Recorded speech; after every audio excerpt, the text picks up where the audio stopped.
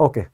Then we have Stockholm plus 50 meeting. Again, a meeting to commemorate that historical 1972 का so-called Stockholm Conference, or a conference which officially is known as what? United Nations Conference on Human and Environment, the outcome of which was UNEP. All right.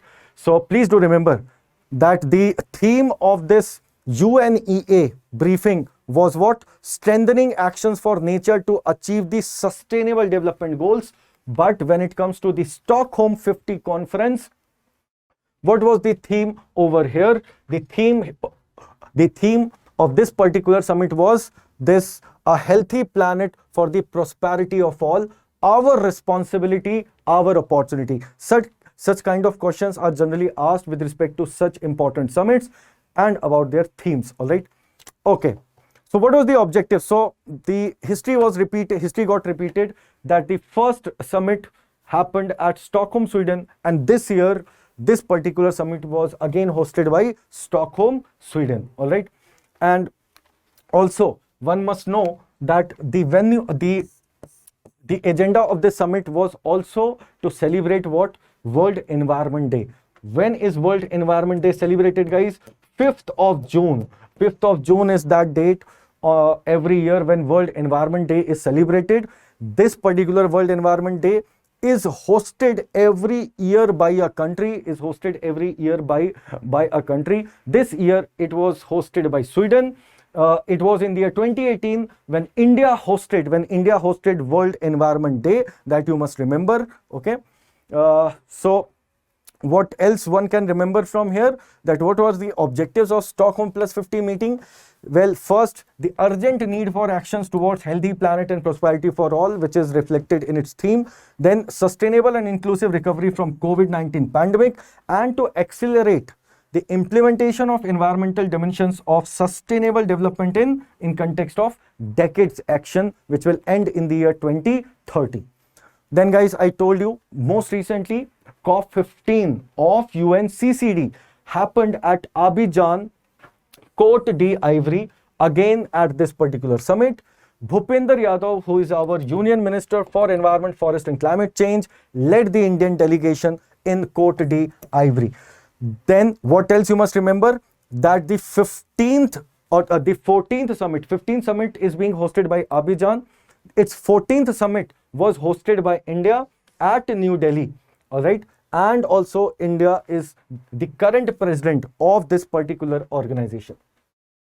So what else you can remember from here? That there were, you can say, declarations signed by 197 members of this particular group, of this particular convention, which had their policies on drought, land restoration and associated enablers, including what? Land rights, a policy on gender equality and youth empowerment are among the major priorities which were discussed at this particular summit. All right. Okay. Then we come to, I guess, the last summit, that is fourth assembly of International Solar Alliance, that happened on 18th, 20th and 21st of October of 2021.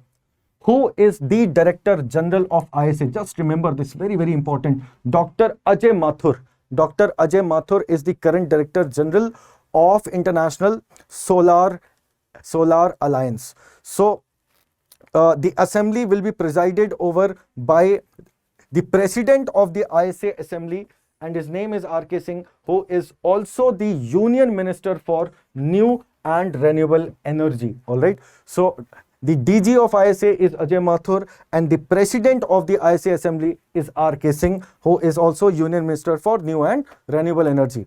What has been discussed, or what is the outcome of this particular summit? Just remember this, that they have said we are trying to mobilize $1 trillion of investment for massive deployment of solar energy technologies and for expanding solar markets. All right. So, the key initiatives that were deliberated at this particular assembly were: first, $1 trillion solar investment roadmap for the year 2030, so that one sun, one world, one grid, or also known as, alternatively now known as green grid, making it operational. Then approval for blended financial risk mitigation facility, strategic plan of International Solar Alliance for next 5 years.